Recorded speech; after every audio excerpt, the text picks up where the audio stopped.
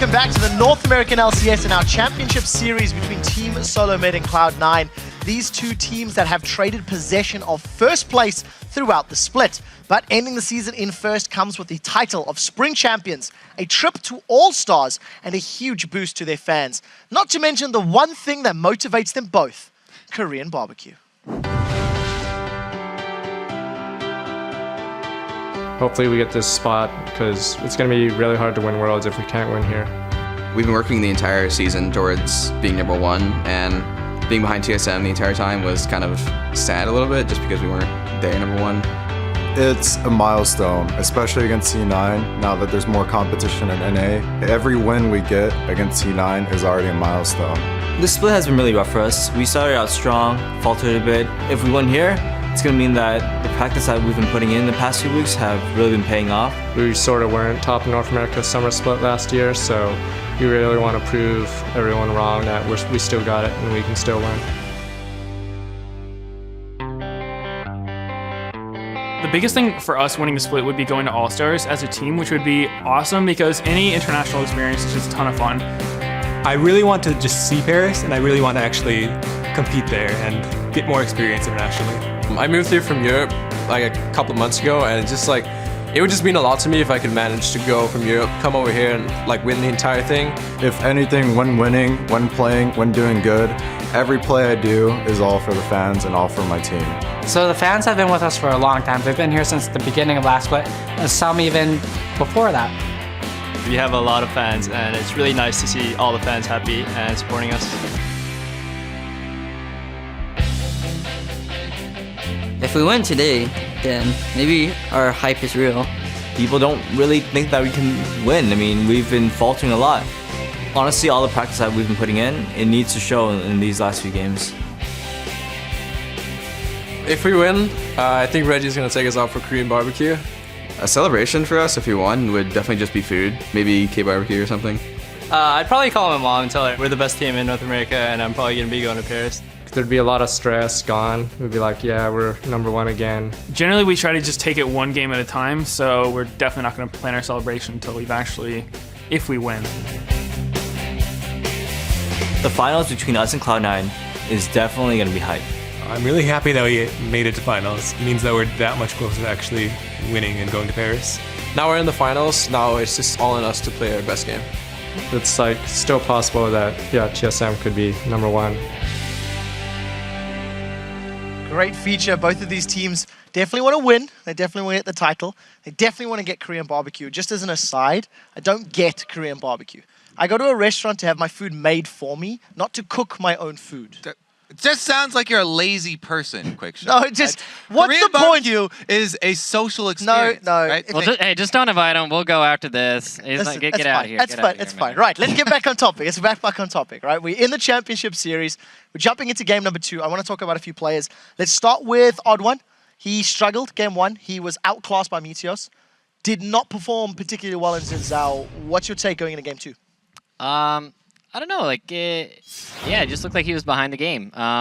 Meteos and High were playing these really good picking champs. They have LeBlanc and Elise. If anybody gets hit by a cocoon or a chain, instantly dead.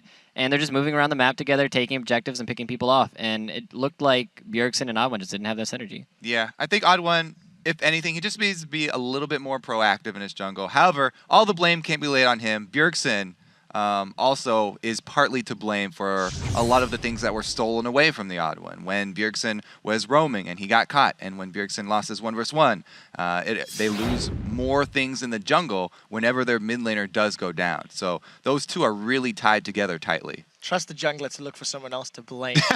Well played, well played. Talking about another jungler, Meteos. He went unkilled, 5-0-10, played Elise, had more farm than TheOddOne at multiple stages of the game. Once again, of course, because of all the pressure. I mean, Meteos ban Elise, but the problem is he's just going to do it on something else.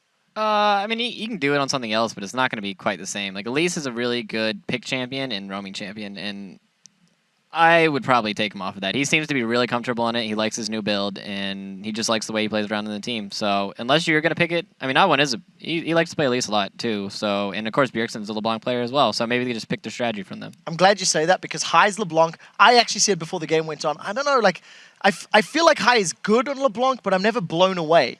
And did as you I'm like that play where he soloed the European import, as you put it? Straight up, completely silenced me. I like I said, it's just in comparison to other LeBlanc players. American Muscle. I had not ranked High that much, and you're right. American Muscle takes out the European. And what's your take on High and his LeBlanc play, Kobe? I definitely am a fan. I was a fan, actually, even over in Kiev when he was using his distortion to go into Zig ultimates and dying. But he's able to roam effectively, and he picks people off. He catches people by surprise. You can even see some of the plays he goes for don't work out, but you can tell he's always looking for those openings. When he was trying to catch people recalling and he wasn't able to burst down Bjergsen, those are the types of plays. He's always looking for those. And we'll see if he can make them stick. Yeah, he's really mindful about his positioning too with LeBlanc too. I just wanted to point that out, especially in like the game yesterday with Curse, where he came in from the side and he flanked them. In order to be a good LeBlanc player, you have to know the right angles to come in. If you just run straight into somebody, which I see a lot of people do, you just end up dead. So, well played by Cloud9. They are 1-0 up. We're going to send it back over to Freak and Jat for game number 2. Thank you very much, guys. So we are about to get ourselves into this one. I mean, this is such a great match, of course. It's great because we're in the finals, and it seems like the teams are playing their best as well. Yeah, well, Cloud9 is definitely playing their best. As far as TSM is concerned, losing 1 kill to 18 is something that's even worse than the last time they met Cloud9 in the finals. Those games that they played actually back in last summer's championships, 11-24 kills death, then 10-24, and then 8 kills, 24 deaths. 1 to 18 was nowhere near that. So Cloud9 actually really making a statement in that game. Yeah, they're so controlled. They're not letting anything in. It's weird. And the reason I said like TSM I thought played well is I didn't see like obvious like major mistakes, right? Like Bjergsen won his lane. Okay, he got 1v1. Like that was bad. But like you know, there are like a couple small ones. I guess like OddOne got caught stealing blue buff, but like these are so small things you typically don't lose a game off of. But I didn't see like a single thing really wrong with C9 in that game. No, Cloud9 played pretty much flawlessly, as you kind of have to do if you're going to win 16 games in a row. Yeah. Couple too many flaws, you're going to lose a couple of this one. So here we go. Picks and bans coming through. TSM starting to learn from the things that Cloud9 was picking. The Lucian ban comes through. Strange, though, because they are first pick. Yeah, so there's something else. They have their eyes on something else. I feel like the OddOne, like, he was playing a lot of Elise and a lot of Kha'Zix in the recent past. I want to see if they, like, ban Elise, take Kha'Zix as their first pick gambit. Well, what's interesting to note, in the playoffs, Meteos has played Elise 3 times and High's played LeBlanc 3 times, all resulting in victory. That LeBlanc ban, they block that strategy. And this other big first pick I'm thinking about as well is Soraka. That's the big question, because I'm thinking, like, you know, they're not banning anything they banned last game. The LeBlanc ban, the Lucian ban, right? C9 is still running the same bans they were running before. Jax also was one of the bans, so it's the Kha'Zix ban. We're looking for Soraka. I mean, this means that Dyrus could first pick either the Jax or the Soraka, something that has been banned pretty much the whole weekend for Cloud9 games. Does Dyrus get to play Jax for the first time in like 3 years? Here's the interesting thing about this. Even though Dyrus could play Jax, it would leave the door open for Balls to play Renekton, and then they either play the lane swap game, where Jax is a little bit, can kind of survive against Renekton, but that's not the game that TSM likes to play. If they pick Jax into a straight up 1v1 against a Renekton from Balls, they would lose that matchup. If they do the lane swapping, while Jax might win, the rest of the team could suffer, so I feel like TSM is kind of battling against themselves a little bit after this ban phase. Well, we'll see. Elise is available for OddOne if he wants to play it. Of course, that wasn't a high priority before. They're really talking about this one, too. Thresh could be the grab for Xpecial. They can't go LeBlanc with this one. Of course, LeBlanc and Soraka both banned away. And they're saying, you know, if Renekton beats Jax, then let's go Renekton. And Dyrus can run that. Trying to think through TSM's logic here. They got standard lanes in game 1. That's generally what they were going for. So they want to make sure they can at least win standard lanes if they get it again. Of course, that's going to leave them open to Cloud9 doing the 4-1 push, doing heavy rotations and map movements throughout the mid-game, and forcing that way. An interesting strategy to first pick the Renekton. That was when Dyrus went massive, though, in Game 3 against CLG is when he got to play Renekton. Yeah, there was a stat, I don't know if someone wrote it down wrong, but I thought there was something like a 51 KDA with Dyrus on Renekton. He was 5-0 with the champion, and he's a player good enough, like, he probably didn't die, it has accrued that kind of a KDA. I mean, Meteos had a 38 Lee Sin KDA back in the day, in the earlier part of the split, like, and yeah, he won that CLG game so strongly, like, that really just might be a stat line there. Cloud9, the Elise, and interestingly enough, with the Lucian ban, Graves, once again here for Sneaky. That's actually kind of to be expected from Cloud9. When they couldn't get Lucian against Curse, they played Graves, and those have been his 280 carries throughout the playoffs. I actually kind of look at Lucian as just being a slightly better Graves as far as short range, short dash, long range ultimate that can have an impact in team fights. And Cloud9 can play very much the same way, whether they have Lucian or Graves. That's why they picked it here. Yeah, it's going to be a pretty good plug-in for the team. Cloud9 once again taking their time with their mid lane pick. TSM to make their choices. And TSM, I mean, they're taking a very, very long time. Not hovering over anything, just the concentration on the face. You can see them talking Bjergsen, TheOddOne back and forth. A lot is on the table for these guys, right? So much is on the table here for Team SoloMid. Lucian out of it. And TSM goes for, I think they're going to lock in those Xin Zhao and Corki picks. Obviously, Turtle didn't have the greatest performance last game. Did get outlaned a little bit by Cloud9's duo, and TheOddOne was not able to make an impact on Xin Zhao, but with stronger lanes, there is a chance that it could have a bigger impact this game. Yeah, TSM picking these same champs as last time, the only difference being that Renekton was banned in Game 1, so TSM got it this time for Dyrus, so ostensibly an upgrade on the lineup, but if they think the only mistake was strategic play as opposed to them getting out-comped in champ select, this could be TSM wanting to just repeat the performance and just try again in version 2. But Cloud9's strategic play was just so good. Absolutely. Teams generally do not beat them at that game. That's what TSM wants to try and go and do. Cloud9, of course, still having their trends as far as pick goes. The supports that they've played throughout the playoffs have been very long-range supports. A couple Morgana, Karma game as well. They picked Morgana and Jax. So they're going to be looking to do lane swaps, absolutely. This is interesting to me because I feel like the mind games get more severe at this stage because the red team is typically the team that initiates the lane swap. They send their duo lane top. Most of the time, that is how I see it being set up. So if TSM really wants to do 2v2s, they either mirror that and Cloud9 knows that and mind games it, or someone gets really deep wards down to find the matchups they're looking for. That's going to be so interesting as we go into this one. As far as TSM's meta is concerned, what are they planning here? Why would they hover Rumble?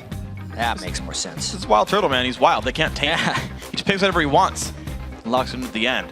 TSM, if they do... Yeah, the thing is, if TSM was getting out-positioned before, if they grab more engaged, they can maybe get in on this. This is such an early game team that TSM is locking down right now. Karma and Renekton, as far as lanes go, have a steep decline after the 25-minute mark as far as overall power goes. Not to mention, Corki does not have a 6-item scaling as well as other 80 carries. TSM is absolutely looking to dominate lanes and try and win the game that way against Cloud9. They're going all in with this strategy. All in, indeed. I mean, there was a line that was said during CLG vs TSM, which was, this is the comp TSM wants to win, or wants to use when they want to win at 25 minutes.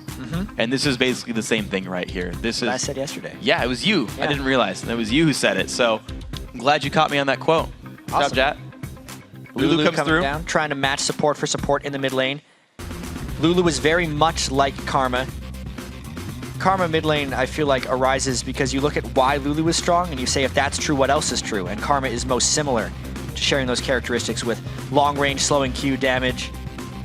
Also, all of the shield ability power ratio scaling. Cloud9 with a very strong late game teamfight composition. Yeah, just imagine if Balls gets rolling there. You've got a black shield and Lulu, a mid lane Lulu, so a very powerfully shielding and wild growthing Lulu to make you run around and go mental. Last time we saw Balls play Jax, he got a quadra kill against Curse, and I would say not single-handedly carried, but had such a giant impact that he was a large reason for the victory there of C9. So TSM have to know that. I mean, they had to have watched that game and say, okay, keep this in mind. Balls quadra equals we probably lose. Don't let it happen. Don't let quadra kills happen against you or pentakills. Those are generally only Bjergsen showing you lose the game. Yeah. Yeah. If Bjergsen gets the penta, they'll be okay. Okay. Well, the game is about to get underway, so tweet your predictions to @LOL Esports and use the hashtag TSM win or C9 win. We want to hear from you guys. And let us know who you think is really going to take this one. Cloud9 definitely with a commanding game 1, but it's a fresh game, fresh slate. See if TSM can pull it back. And it's going to be rather critical. I mean, the head-to-head score between these two teams is now moved to 11-1.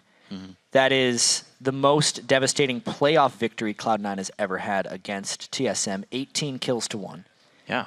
TSM does not lose that badly very frequently, and then the time they have to adapt isn't very long either. They were able to come back in Game 2 against COG. Almost everyone had actually written them off after seeing that Game 1. So do not count this team out. They've been around for a while.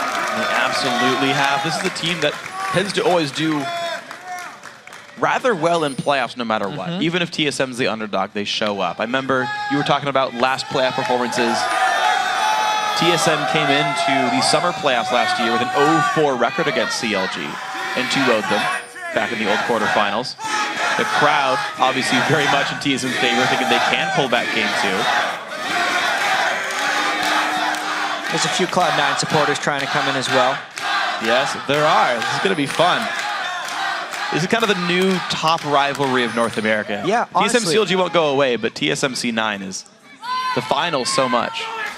Throughout the spring split here in 2014, everyone was waiting for this best-of-5 matchup between TSM for Cloud9 because the whole split, they were head and shoulders above everyone else as far as overall record goes, and they traded the #1 seed a couple of times as far as the standings are concerned. And we're going to get the final standings in just a couple more games. Couple to a few, depending. Couple to a few. If it's a couple, that Then means Cloud9 wins. Absolutely. If it's a few, TSM still has a chance. Gotta see what it is. TSM still holding the fan vote online.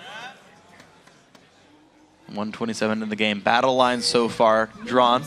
Line of scrimmage, but it's a match. So a line of matchage for these guys. Cloud9, sneaky. That is a quadra kill. Team go through. Let's go, get the pentakill. It's not supposed to happen. Well, pentakill happened at some point. Obviously, here we have Cloud9 invading pretty heavily.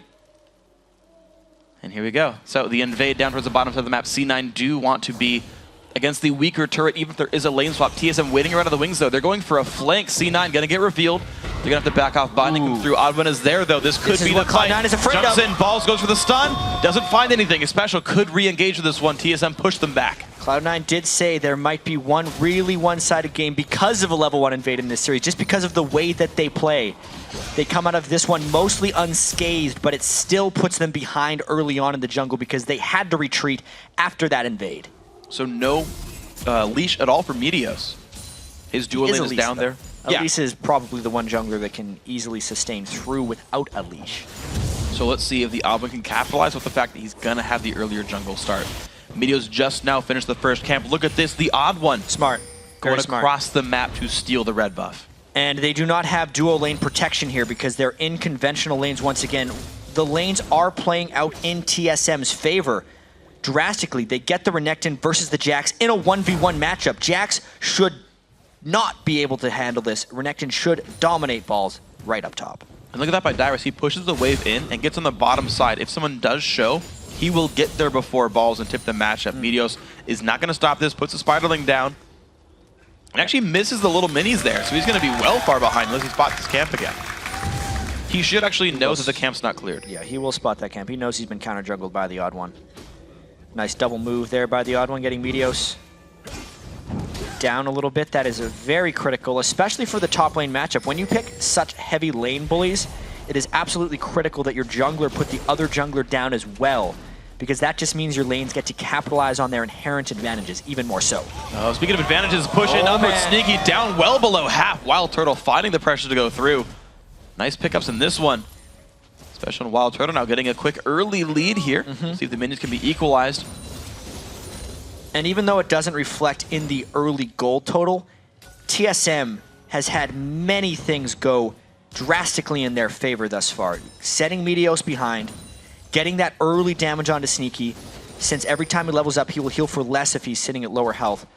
And the fact that they're getting the 1v1 lanes in the top of the map will all be benefits of TSM. And so you're going to see if LemonNation can maybe equalize the health just a little bit, getting some of the damage down with his Spell Thief's Edge, Tormented Soil doing a bit there. Bjergsen pushing very heavily. Meteos only wearing 1 buff, but most of the way to level 4. Trinkets on Dragon, looks for the flank, but that's going to be spotted by WildTurtle's Trinket Ward. TSM back off, and they're going to be safe. And look at this, OddOne coming in huge early on in this game too. He was 0-6 in game 1, and he's trying to make sure that doesn't happen again. Setting Meteos back and really controlling this top side of the jungle, which is quite honestly the most important side of the jungle for TSM, since Dyrus and Bjergsen's success is so critically tied to TSM victories. Ooh, can they dive balls? They know Meteos on the wrong side of the map. Actually, Wards will watch Meteos go towards his Wraith camp, so there's time. TSM knows they've got time, but Meteos is like, hold on. Balls might get dived. He runs right up there. No dive yet for TSM. Oh, this could be absolutely disastrous for Meteos. He comes in, realizes he's been counter-jungling, and he gets jumped on. Some good damage, but a nice cocoon will keep Meteos safe. OddOne will not find the knockup, but it's a half-health Elise. Not exactly in fighting shape. Yeah, he popped out and stunned OddOne very quickly, which saves his skin, but does not save his Golem camp. The big one was taken away. And the recall does finish for balls. He's going to be safe, has the teleport. He can get back if he needs. High. Kind of fighting with Bjergsen. Bjergsen ran up in case there was some kind of an altercation. You saw him on the wrong side of the lane, but that was for the team. And you see it's a 7 minion lead in that mid lane right there. TSM, the tiniest of gold leads right now. Mostly, that is the Dyrus versus Balls matchup. 39-26. The recall already forced. Balls not even TPing to the lane, so Meteos had to hold that wave under turret. That's an XP and gold advantage. Good Black Shield Xpecial. Doesn't go in for Sneaky. I'm really trying to think as this mid lane battle goes down, why exactly these lanes played out the way they did as far as formations go. And I think it actually did have to do with Cloud9 kind of mind gaming themselves. There's no team in their right mind here in the finals would want to 1v1 a Jax against a Renekton. So therefore, TSM would have expected an absolute swap. So they thought TSM would do it the other way as well. But because TSM just played it standard, Cloud9 actually played it counter standard by putting it up this way, and that's why we see that matchup. Doing a later rotation wouldn't be beneficial. Yeah, absolutely agree. And kind of thinking about it, in terms of the mind games there, I think this is probably the best choice for C9, because if they got it wrong the other way, they'd have the worst push. Yeah. Right? Like you don't want to be double wrong. That would be even worse. There was also that level 1 where Cloud9 put a lot of the invade in, and since their bottom lane was down for that invade, there's no way they could have gotten them into the top lane without falling greatly behind. So the only option was for them to teleport up and meet Dyrus up there. Yeah, so here we go. Bit of a wave freeze now for Cloud9. WildTurtle, though, going to recall on 60 minion kills, meaning he's got enough to make his purchase of a BF sword if he wants it, and a couple potions just to make sure. So that is with a 7 minion lead, to be fair. So if Sneaky recalls off this, he's only sitting at, he's got 1700. Never mind. Sneaky's fine there. I was wondering if WildTurtle had enough of a lead that you couldn't answer the recall right away. But that's not the case. OddOne going to grab his own red buff once again. The respawns have come in. Meteos going to do the same with blue buff for High here. So second jungle rotations, nothing major happening. Just TSM holding the small laning lead.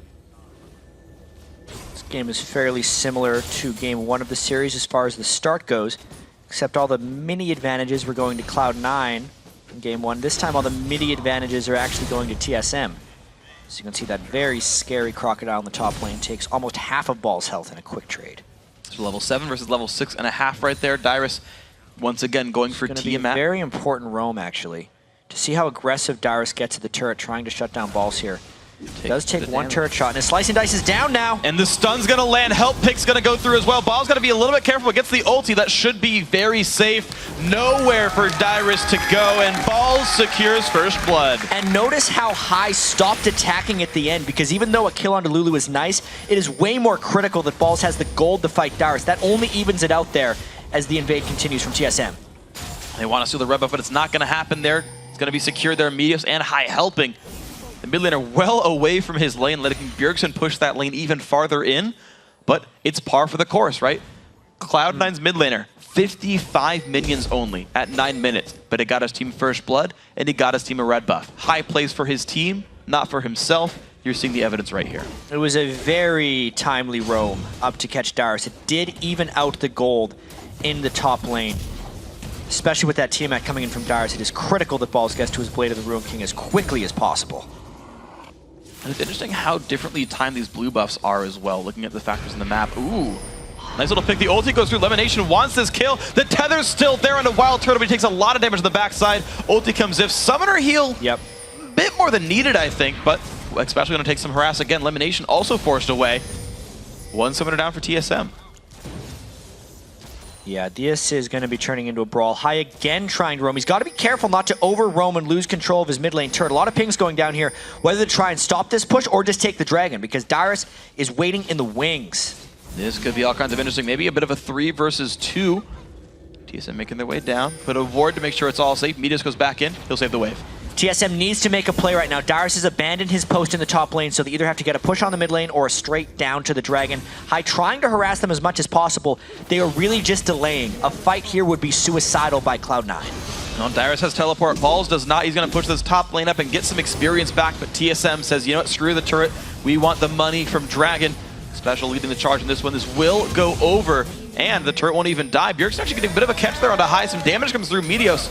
Cocoon's gonna land on WildTurtle. Well, Dyrus is gone right now to 44. Oh my gosh, Xpecial about to fall. The chase down. Sneaky gets it.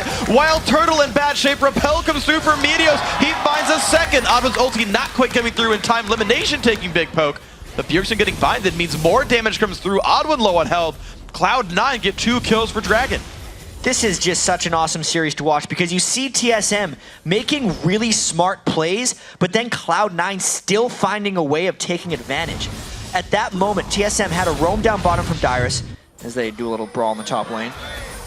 A roam bottom from Dyrus, but then because he had went back to the top, Cloud9 then found the engage. It was smart of Dyrus to go up because they got the dragon, he needed to get back to his post, but then TSM didn't expect that immediate aggression from Cloud9. That's why they're able to go in and get those kills, chasing everybody down. And Balls gets away from the fight, no worries. Got Dyrus super low. He traded almost everything right there, and this is a Bjergsen roam coming back. Summoner teleport gonna be used. Ignite is on the stun. Dyrus picks up the kill. Balls a little too greedy on that one. Getting the recall first. First big play there by TSM where Balls could not take advantage of what TSM had done. Because of everything that happened during that replay, Balls committed very heavily to try and end the lane against Dyrus by getting a kill. Dyrus survived, and that had overcommitted Balls into a roam kill for Bjergsen. And well played. Now both these mid laners have shown up top to turn that matchup the way they wanted it to. Dyrus now up. It's going to be actually pushing the bottom lane first. Black Shield use, Xpecial. Doesn't find much thanks to Dark Binding. But yeah, so both mid laners have tried to make that top lane work for them. And Dyrus, now that this team is up a dragon and he's up 20 CS in lane, he's got to be ahead here. These mid laners are roaming so incredibly much right here. High can't get over aggressive because they do have to worry about what comes from behind them there. Meteos trying to hold mid lane. He's not the best person for this job. Yeah, rank 1W, not the ideal situation, but he'll do what he can. Bjergsen and OddOne are there to put out some damage. High will be joining the party a little bit late on this one. You're seeing the shield going towards the OddOne. They're putting out some decent damage, but the retreat pings come out. They know about this. High pushed away. Very good zone control by Bjergsen in the mid lane. That CS advantage is ever growing. Every solo lane right here for TSM does have a lead. It's just the team play of Cloud9 that has kept this game close. This top lane is becoming much more interesting here. Balls trying to get some aggression on. Ulti popped in on both sides, but Dyrus getting pushed completely away. He's got to sustain back up. It's Cutlass versus Tiamat and Giant Spell. I feel like Dyrus is very tanky, but if Balls gets one set of good traits, it's not a good thing. Yeah, the Karma Roam is coming at him once again, though, so Balls has to be careful about this. The ward control is actually dropped in the river. Right there, that's why he wards over the wall to see the Karma approach. Bjergsen just doing his best to harass him down. There's a lot of Karma damage here. Balls does not land the stun, actually. One more rotation of spells. This is going to be close. Balls 300 Gotta health. juke the Q. He's running back and forth. There's a W coming through the Q. Lands Bjergsen. Gets the solo kill. That is the lane control from Bjergsen here. So much of Dyrus' top lane has been ruined against Cloud9 when High and Meteos roam up to kill him. He's finally experiencing the other side of the game, with Balls dying twice to Bjergsen. And that puts TSM now 700, 800 gold in the lead. The first major lead we've seen so far for TSM in this final match, but they're poised to look good in game 2. High is going to push his opponent away for a short time. Mid lane turret did not fall because of that roam. OddOne held the wave and held it successfully. Cloud9 pretty much holding equal to negative across all their matchups. TSM doing a great job in the laning phase. The turret and Dragon, of course, helping quite a bit as well. Down 1 kill. Dragon's in 2 minutes. We'll see where the next move is. And while these teams are going hit for hit against each other, it is important to note that OddOne's Wriggle's Lantern is actually fairly slowly transforming. He's only at 13 stacks right now. Very low CS as well. A lot of his emphasis was put on early game counter jungling to make sure his lanes could have the solo experience that they required. It has worked out for TSM, but not necessarily for the OddOne. Ooh, nice move by High. Gets himself behind the minion wave to block the next Q from Bjergsen. Pops the Whimsy. He's getting a little bit careful, but Bjergsen now out of cooldowns. High finds a trade back in. And gets himself a positive trade on that one. High, of course, still has that wild growth. If he gets all in, there is an Ignite on Bjergsen's side for a little bit of extra aggression. That mid lane matchup is absolutely going to Bjergsen this time. His roam top lane could not be understated with how important it has been to keep Dyrus going. So Dyrus just kind of pushing balls while you're seeing the Jax not even try to stay in this lane right now. Going around, putting a ward down, but has to be pretty afraid. Spotted out by Dyrus. Both these guys level 10. Double Doran's Blade comes through for balls, plus a Ninja Tabby. Just trying to hold on a little bit longer in these fights. Ulti again. Bjergsen got great wave clear on Karma. Yeah, that mid lane is going to be shoving so much back and forth. It's actually a 900 gold lead on Bjergsen, though, when compared with High. And he's even went for that Null Magic Mantle, which is not very like a Lulu to do, because he's just taking so much damage from Bjergsen. He needs a little bit of extra defensive capability before he goes for those bigger AP ticket items on Lulu. So the game's slowing down a bit. We haven't seen action since that kill in the top lane. These guys trading farms, 600-700 gold, still the difference. But Dragon's up in 4. I think with these teams, so many moves will have a chain reaction off of the Dragon plays. We can see the beginning of it right now. TSM trying to get a pre-Dragon gank down so they could take it without contention. And Meteos hoping that that's going to be happening, is trying to gank the top lane. This would be a turret trade / kill trade. TSM goes, so does Cloud9. Okay, level lead for Dyrus. He goes in, but Meteos as well. Ball's trying to take this one down the CC. The flash cocoon lands despite Dyrus' flash. Will the second rotation be enough? Down to 500 health. The turret dive now coming through. What does Dyrus have? Doesn't land anything. Balls picks up the kill, and he's got teleport, but TSM take the Dragon for it. Yep, an absolute trade of objectives right there. Almost worked out for TSM if Dyrus could have flashed a little bit sideways from that cocoon, but he flashed straight away, got hit anyway, and Cloud9 could chase down. But because they chased so far and Dyrus already had a lot of advantage in that lane, it's a kill for Dragon instead of a kill turret for Dragon. Yeah, that was so impressive there. Dyrus, despite going down, took one, I think, properly for the team with that one. And I also got to assume with how good C9 are, they knew Dragon was right then. They knew there was no counter gank. OddOne was taking Dragon right then, but as you said, the minions not able to pull through for C9. That was good for TSM. Yes, that was Cloud9's attempt to outplay TSM's move, since TSM is much stronger in the mid-game Dragon fights. Knowing there's teleport on both the top laners, they didn't want a 5v5, and with TSM's advantage, they were able to come out slightly ahead because Dyrus played it well. Absolutely, he did, and he holds on to a 35 minion lead in the matchup. Sunfire Cape already done. So Sunfire Tiamat versus not even a completed Blade of the Ruined King. Yeah. I gotta say, that is a significant lane matchup lead. High pushing back against Bjergsen, but Bjergsen doesn't even take damage for this. The shields are strong enough there. He's getting towards that death cap, whereas High is building magic resist. Even though the gold lead on the map, on the top scoreboard, doesn't look that big for TSM, they've spiked up a lot of items. Yes, it is a 1,000 gold advantage for both of TSM's solo laners. So the longer they can keep this isolated phase going, the better it is for them. But another gank from onto Dyrus right here. If they can land the cocoon, there it is. The flash jump there. Dyrus has no spells up, not even the ult, but he's got nowhere to go, and Balls gets the 3rd kill in a row onto Dyrus. Right now, Cloud9's strategy is just get Balls going. They continually gank for him. They want Jax to be a threat in the late game, and it is very tense at this moment. All the ganks have exposed them in other areas. You can see the rest of their lanes, especially the mid, are struggling a little bit, whereas Balls isn't even doing that great despite all of the gank assistance. Gonna try to catch back up. Double dagger comes through, but still no recipe. High's mid lane turret is about to go down. Bjergsen, one more shot. He will claim that. So Team SoloMid now has their second turret kill. The sights might be set on bottom. They get a blue buff up steal. top. They're trying to kill him again. Wow, Dyrus, poor Dyrus pops the ulti, but the stun comes through, and it's another kill for Cloud9. They refuse to let Dyrus live. That was a straight up mistake. Cloud9 also pushing down bottom lane because they were getting flanked from behind. This could be a very dead duo for Cloud9 in the bot lane. LemonNation's got to be careful. Lands a root onto Xpecial, but there comes the nice solar flare. It's not going to be the Zenith Blade, and here comes High to keep him safe. Top lane outer turret goes down, and C9 get away. Cloud9 is actually escaping this. They had no business getting away from that one because it was pretty much a pile-on dive to the bottom lane. They went the only place where TSM wasn't and still got out of this one. Plus, they rotate for a turret push in the mid lane. It's down to half. Cloud9 can't stay too much longer. So they're going to back out on this one. So, geez, a lot just happened in the recent past. We're back to an equal game on gold. Balls sitting at 4-2 and 0 score with this one, holding onto the bottom lane. He's only 200 gold behind right now. They trade blue buff for blue buff if we look at the big picture here. Did he not get that? Lemon got it instead of High. That's not good. That was greedy, too. Yeah. There's no one around. He just dark binded it and said, nope. Whoops. To be fair, they both have the same score. Equal participation. LemonNation's having just the same game as High. But really, trying to track what just happened, Dyrus made his first mistake of the game right there, teleporting to the top turret. It is so easy to underestimate the strength of Jax when he has full attack speed stacks while beating on your turret. Engaging on a mid-fight Jax is nearly suicide. And the rest of TSM missed an opportunity.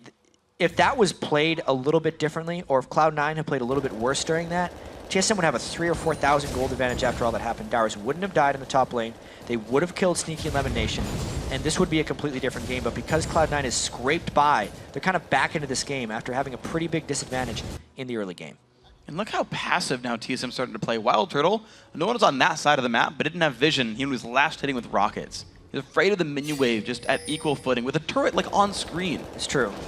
Oh no, the Gatling gun sound is stuck. Do not watch Corki again. It's been jammed. He's got to reload it properly. Bjergsen, Take better care of your gun. Bjergsen's death cap is incredibly critical here, though, because the advantage between High could actually be one of the big things that decides this game if they can force some mid-game team fights in a minute around that next dragon, or with some nice turret pushing. Everyone on TSM trying to group up and take advantage of this. WildTurtle shooting that turret down as fast as he possibly can. Taking a bunch of damage in this one. Minions are still there. It's going to be a good collapse. TSM does take the tier 2 turret down in the bottom lane, making that 4-2 and a 700 gold lead. I'm sorry. The rest of TSM is actually trying to rotate down to the mid lane right here as the turret is being pushed by High and Meteos. Oh dear, that is some big moves right here.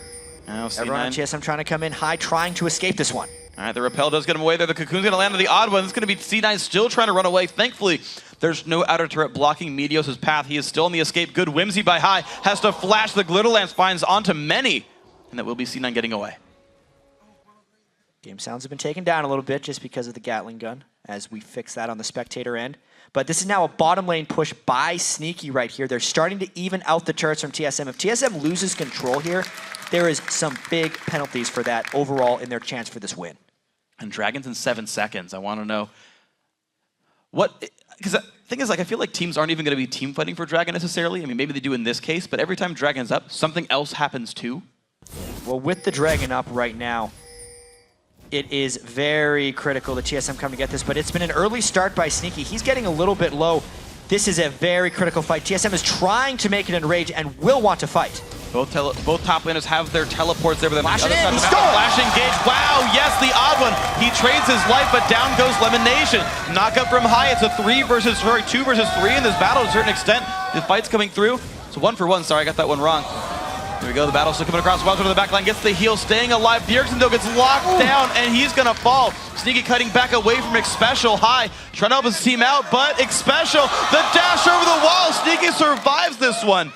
Now Xpecial is on the run. The outplays in these fights, they're playing at such a high level right now, and TSM is just barely losing out these ones. Ball's actually teleported to the bot lane to try and continue this push after dueling Dyrus, and they clean up on the backside.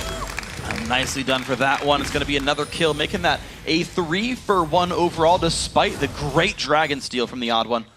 That's the thing that keeps TSM in this game as well, is those Dragon Steals from TheOddOne. After losing the fight, it would have been devastating if they lost even more.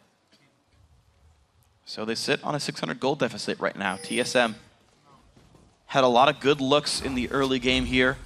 Some good plays. Dyrus was winning his matchup, but now that Renekton is 1-4-0. Not the kind of score you'd want from someone you expect to win the lane.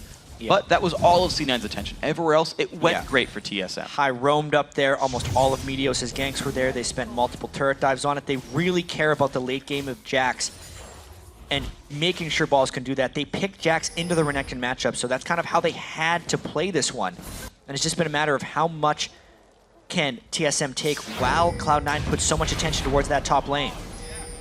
See what it ends up being. TSM want to control Baron right now, though. This is their area of the map that they want to hold. 800 gold deficit means basically nothing. As you talked about, Bjergsen having a death cap versus the Merc Treads of High is such a substantial advantage. That we can see if TSM can turn a fight off that without Bjergsen getting caught this time around. Trinity Force also done here for WildTurtle, so he's had a power spike. There's some extra MR on Xpecial. He shouldn't be taking too much damage from High either. Yeah. It's actually a 2,000 gold difference between High and Bjergsen, so the gold is distributed much differently across these teams because the overall gold lead is advantage of Cloud9, but that means the other 4 members of Cloud9 are actually 4,000 gold ahead the 4 members of TSM. So it's kind of playing out the way you would expect. Bjergsen is trying to be the hard carry, the sole holder of their gold lead, whereas Cloud9 is more evenly spread out and High is in a more supportive role for his team. Speaking of being sort of supportive for the team as well, LemonNation, you talked about it last game, but him going for the 40% CDR build, same situation here. Ether was picked up, so soon he'll have the Twin Shadows once again. And those upgrades when he gets there to the massive Dark Bindings, of which he hits one right there onto Bjergsen. Yeah. Makes him take some damage for the ward sweeping. Bjergsen can't afford to get caught by those Dark Bindings in the open. It's okay in the Baron Pit like that, but it's a 3-second route, and he has no tenacity. Plus, there is no Mikhail's completed on Xpecial. There's no escape if he gets caught by a Dark Binding. Cloud9 would kill him. None at all. He's got to be a little bit more careful about this one. Does not even have flash either, so Bjergsen has to be doubly cautious. Actually, very few summoners at all are up for TSM right now. If they get caught out, it will be killed. WildTurtle, though, he wants Meteos. Repel is used. He doesn't have anywhere to go. Cocoon at the last second does land on a WildTurtle. That is a rank 3 Cocoon, so it takes a good long time. Spiderlings now blocking rockets. No damage taken by Meteos on the retreat. Good escape right there. LemonNation, good Black Shield, doesn't quite find Dyrus. TSM is going to want to control this one immediately, though. They saw High was in a side lane, and now the jungle threat for Cloud9 is down. They can do this Baron without taking much damage because of the shields from Karma. It is on Cloud9 to try and stop this one, though. No jungler coming in to try and defend this Baron. We'll see what they can do with this one. Wards come across. Baron down below 1/3 HP. It's still taking a bit of damage. TSM do not disengage, but the kill picked up on Xpecial. Balls goes in for the fight. Baron's not low enough to kill, though. It's a kill into WildTurtle. Dyrus and OddOne staying for this one. The knockup. OddOne pushed out of the pit. Double kill. Triple kill here for Sneaky. He's killing everybody. And now Balls secures Baron in a 4-for-0. Wow.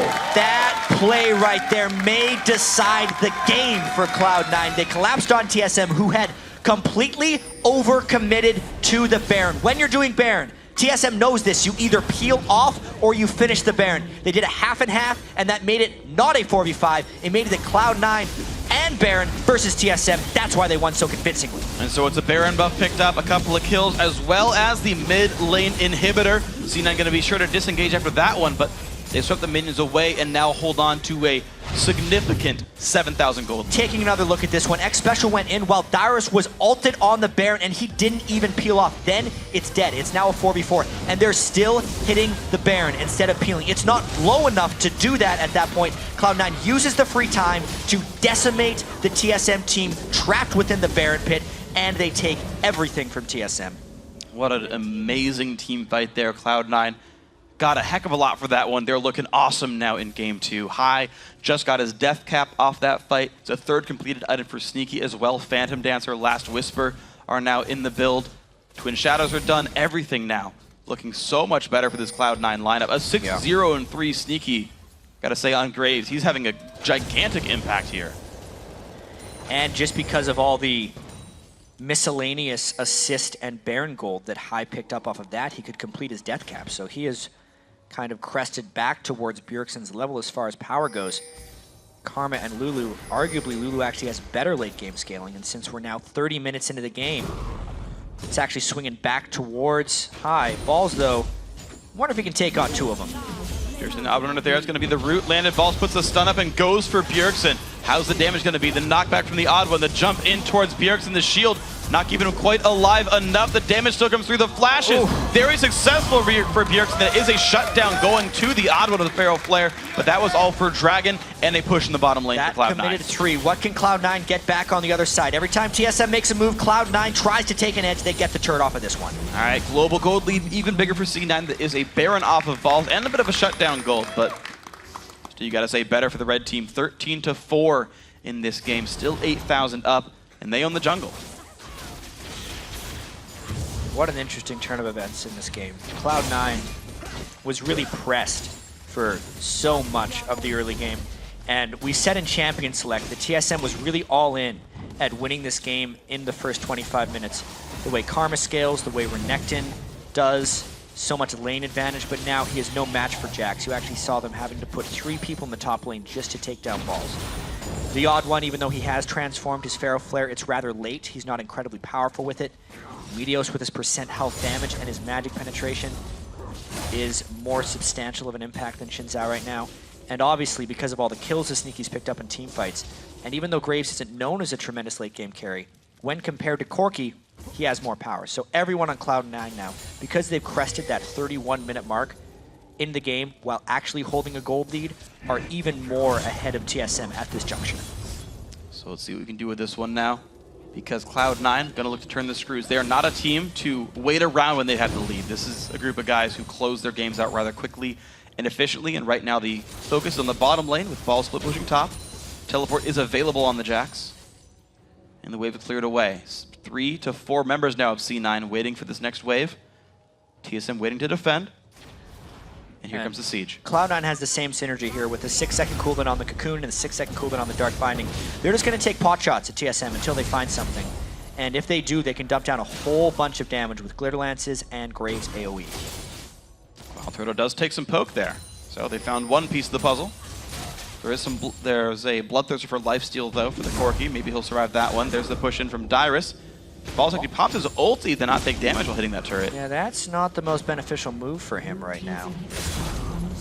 Renekton really the whole game has a great chance of 1v1ing him, but Cloud9 getting pretty bold with these mid lane pushes.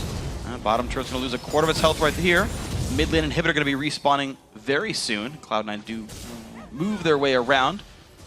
32-11 into the game, that comes back up, but just as soon as it gets pushed, balls comes around as well. Try to hold this with the team for a 5-man push. Sneaky not getting too scared.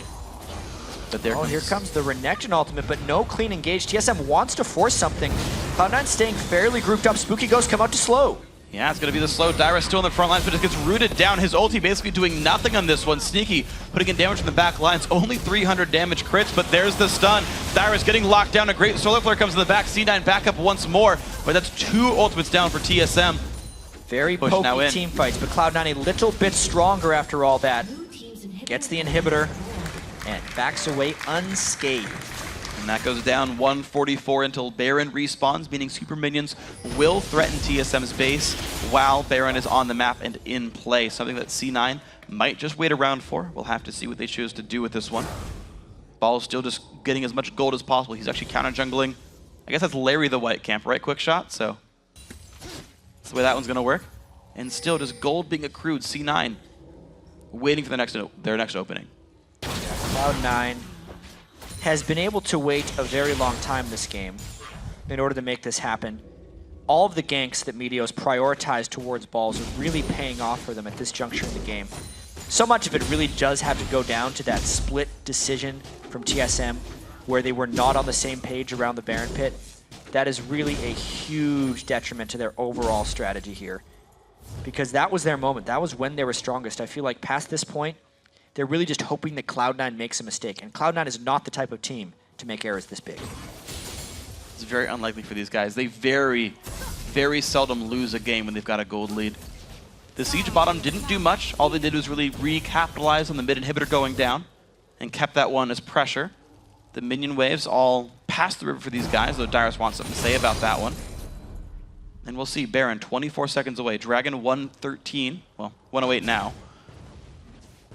And this seems to be the objective control game. C9 taking it nice and slow. They know TSM very good at defending. Yeah, a lot of this just has to do with TSM being able to keep control of those super minions. They cannot let them reach their base. Luckily for them, it is the mid lane, which is a reachable lane as far as TSM's clearing is concerned. It's actually time that Cloud9 could find a fight if they get the right initiation. Kind of trying to cut TSM short there. Not quite found. Twin Shadows halfway back in the cooldown. The Ghosts did return, at least partially, to LemonNation. And there we go. Mid lane, not immediately threatening, but Cloud9, ooh, they walked right by a ward. TSM actually, I think, sees the fact that they're right here. Yeah, they're going to know they're doing that Baron bait around the wall. There's no sweepers off cooldown yet for Cloud9. They try and fly in, but he gets smacked in the face by a Karma Q. Ball's still trying to find that initiation.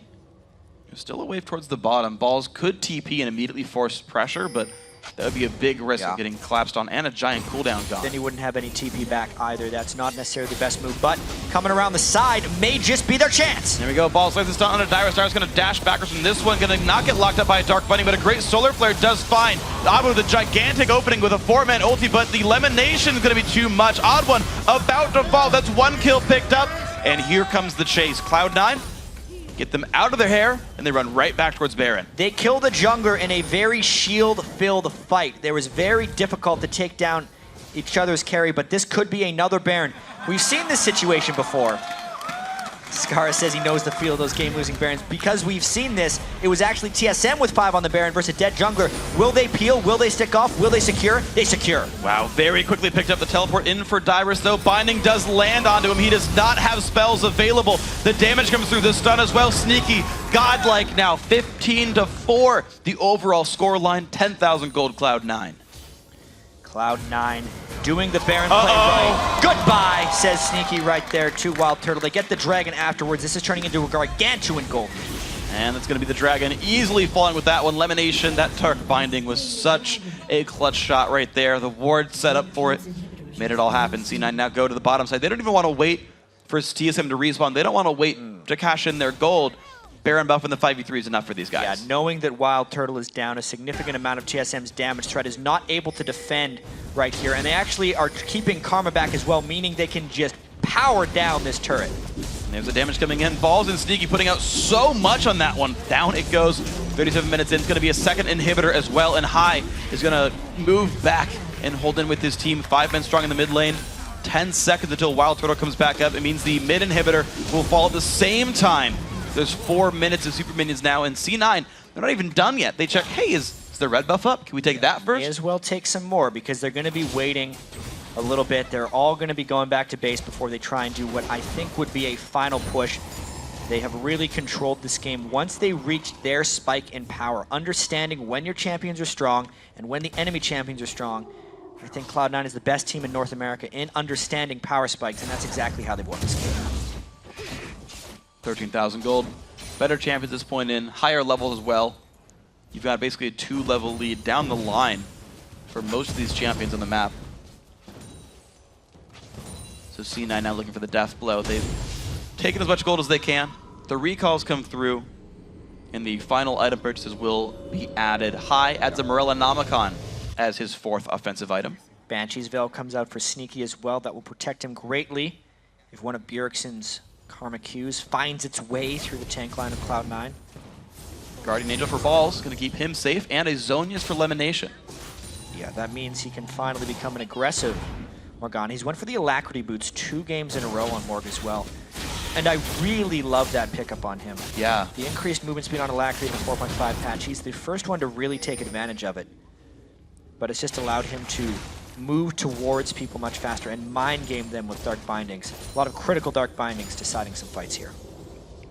So TSM as a group of 5 are shoving out mid lane to try to buy some time for themselves, but C9 already knocking now at the front door in the top lane. Tier 2 turret likely to fall rather quickly. Ball's never made it very far in this lane in the 1v1, but it was enough to get him into the late game. There's the turret. Number 8 on the map. TSM back in the defense here. But 2 dead inhibitors means super minions are coming in fast and furious down the bottom lane. Smite comes in, keeping him safe for now. Blocker to the Iron Solari actually was burned there just because of very nice inner flame by Bjergsen over the wall. Now they're going in the side of the base, making this turret nearly indefensible for TSM. Ball's also had his attack speed stacked up, so he was even more threatening when he came in. There's a giant wave on the bottom side of the map hitting the Nexus, meaning that WildTurtle had to defend that. This will be inhibitor number 3. Solar Flare comes in, Xpecial dives. There's the ulti from LemonNation. 1 kill already. It's going to be many more for Cloud9. Dyrus cannot stand back here. Sneaky and Meteos will kill him. That's a double kill for the Cloud9 jungler. Now in towards Bjergsen. Balls stays alive. 1 more kill picked up. 2 more kills picked up. Only WildTurtle is alive. The binding lands, and why not secure the kill real quick? That's going to be picked up there, and that is game 2 now. Cloud9 1 game away from the spring split title. This one took him a little bit longer. It was a little bit more tense in the mid game, but by the end of it, it was just as decisive as game 1. Cloud9 is now 1 game away from being the 2014 North American Summer Split champions. And you can see it's confidence on their faces. I think Hai just said yep right there. They know everything that is happening in this series. They know what mistakes they made, they fixed for them. They knew it was tough in the matchup, and they camped for it. The amount of attention spent top lane so that balls could beat up on Dyrus. You saw how hard it was for that Renekton to have an impact in this game, because he was pushed down over and over again. And here is the most troubling thing for TSM, or maybe the most encouraging thing for Cloud9. They have now played TSM in standard lanes 2 games in a row. And they also gave Dyrus a very good matchup with Renekton versus Jax, and they've overcome that both times. Yeah. Those were kind of 2 of the best scenarios that TSM could hope for. Coming into the series, the scouting report on TSM is this is what they wanted. They wanted these early games to happen the way they did. And Cloud9 is beating them at it, which is just a very bad sign for TSM, considering they now have to win 3 games in a row. We've seen it. We've seen teams come back from an 0 to a best of 5, but that is a tall order. TSM, that's in front of them here. We'll see if they can do it. For more on Cloud9's win, let's send it back over to Quick Shot, Kobe, and St. Vicious. Thank you very much, Freak. With that win, Cloud9 is now 9-0 in playoff games and are only 1 game away from clinching the title of Spring Split champions. Both of these teams went into the game straight head-to-head matchups for the 2nd game in a row. And for the 2nd game in a row, TSM have not been able to match Cloud9's laning. Yeah, I mean, actually, no. The Renekton was a really good pick that game, and he was bullying really hard on the Jax. But Elise just kept going top. Meteos was babysitting him the whole time. He knew that he had to get Jax ahead. He needed to just, like, take care of him for a little bit, and he, like, grew him up like a little plant out of a seed, and he's like, oh, that's a really fed Jax, and he just ran everybody over. Before Meteos started making moves, though, TheOddOne did have a good opening to this game, I want to say. They reacted to the failed invade from Cloud9 very well. He went red to red, stole away Meteos' buff, and he actually got the 3-buff start. And then he also returned to the top side and counter-jungled the red side jungle of Meteos, hugging that Renekton lane that was winning, that had the advantage, which is exactly what you want to do. But then, maybe like 7 minutes through, kind of gave up control of that area, and that's when Meteos came in, and he got balls just 3 consecutive kills so quickly that got Jax out of control. TSM appear to have been much more in this game for the first 15 to 20 minutes. They were trading kills, trading towers, trading objectives like you've already touched on. Unfortunately, it kind of went to hell at about 23 minutes in. It's the first replay I want to pull up onto your screens right now. It takes place around the Dragon Pit. Now, even though the Dragon was started off, let's just roll this clip immediately by Cloud9. TSM come in and it gets difficult. So both top laners have the ability to stop each other from teleporting. So that's why neither team is really worried about the numbers getting away from them. This video, though, is like a Graves highlight video. TheOddOne uses his charge with his smite. He combos that damage to get Dragon, so he can't get on Graves after that. And Cloud9, again, I want to point out their ability to focus fire. Right there as well, Sneaky flashes away from the Phosphorus Bomb of WildTurtle. They call for the re-engage, the team, and they immediately focus fire the bottom half, the back line of Cloud9 there, or TSM, and they're able to take out all the damage and then leave Xpecial for last. And it's a very, very cleanly fought dragon fight right there, especially by Sneaky. Yeah, I think the fact that TheOddOne uses charge to get on that dragon was incredibly critical point in that fight because he didn't have that to get on the Graves and just pop him up and get the CC on him real quick. He was just free to do whatever he wanted to do. Like he escaped with what, like 100 health, probably less than that. Imagine if he used that charge on the Graves. Like it could have been a completely different team fight. Also, when Xin is an all-in character, so when he goes in on Dragon, you know exactly where he's going to be, and they immediately just blow him up. Like he didn't get to do anything after that. He did get the Dragon. You have to give him props though. Yeah, did manage to steal that one away. The one thing I also want to highlight, at 23 minutes in, TSM were ahead in towers, were ahead in gold, they were behind in kills, but that was 23 minutes of TSM not being smashed like we've seen in game 1. So a little bit more life. It was ruined, though, at 27 minutes. This is our next replay that I would like to call up onto your screens. And this was another team fight that Cloud9 just, really dominated. Let's roll this clip and Saint talk us through it. Yeah, they chunked out Elise, so they felt like this was a good play to try to set up for Baron and maybe get a turn off, but it looked like they weren't on the same page. Xpecial goes in, nobody was behind him, ends up getting just picked off, and Baron, of course, is making it rain right now, increasing the magic damage everybody takes, and Corki just instantly gets blown up because he's stuck in the pit. He has nowhere to go. And just get cleaned up off this. Yeah, really I think it's another good example of the focus of Cloud9 in their team fights. They have like a pinpoint accuracy with where they're putting their damage. Nobody's split in them, and they immediately take out the #1 targets, immediately go to #2. That's why you like listening to their the listens in on their voice comms. You can hear the focus that they do have. This game was the win by Cloud9 because they outplayed Team SoloMid, or did Team SoloMid gift the win to Cloud9 by making mistakes? What's your thoughts? I think TSM had a pretty good early game. They were making all the right plays. They were getting a lot of dragons. They were getting ahead in objective control, and they picked the right lanes, but they just looked like they got out team fighted. In both the scenarios we showed in the replay, just better. It looks like Cloud9 is better at team fighting. That's really what it comes down to. Yeah, and I have to say, the fight around Dragon that we saw, it wasn't like the rest of TSM had to fight that. If it was just TheOddOne going in and sacrificing his life for Dragon Steal, that is worth it. Like, he got the Dragon Steal. If he was the only casualty for it, then it would have been a great win for them. The rest of the team stuck around. They got outplayed in that team fight around Dragon. I want to step back and think very quickly about the picks and bans.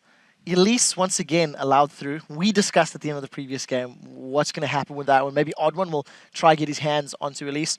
Renekton first pick. And yes, it had a strong-ish laning phase against Balls and Jacks, but Meteos never gave Dyrus any chance to continue to snowball that lead because he was ganked and camped so excessively hard.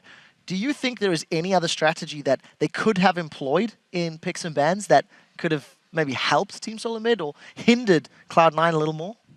I mean, I think they did the right moves. They did get that advantage early on with the Dragons, and they did get the advantage early on with Renekton, but they didn't really use it to capitalize on anything because they eventually did get in that team fight, and just Cloud9 is an amazing team fighting team. From like a core strategy standpoint from the beginning of the game, it looked like TSM was doing all the right moves. It's just, just need to play a little bit better in the team fights. Final question. Both of you gentlemen locked in your predictions at the beginning of the day. It was 3-1 for Saint and 3-2 for Kobe. TSM, they're going to win 2 games now. Okay, so you're going for 2 games. Saint, are you sticking to your original prediction? I think it might be a 3-0. I think we can leave it at that. Guys, we do have to recall to base, but when we come back, we'll jump into Game 3 between Cloud9 and Team SoloMid. The Championship Series continues in 3.5 minutes. We gotta see how low it is. Someone ward. It's okay. They're going. Yeah. Xpecial. I'm coming over. Hit him. They're finishing. Go turtle. Kill turtle. Kill him. Yo, try to go TheOddOne. I got you, Lam Mid. No one hit Baron. TheOddOne. Finish him. You can zone him out. Finish Baron. I'll zone him. Good shit, guys. Good shit. Yes. Good job. Let's go.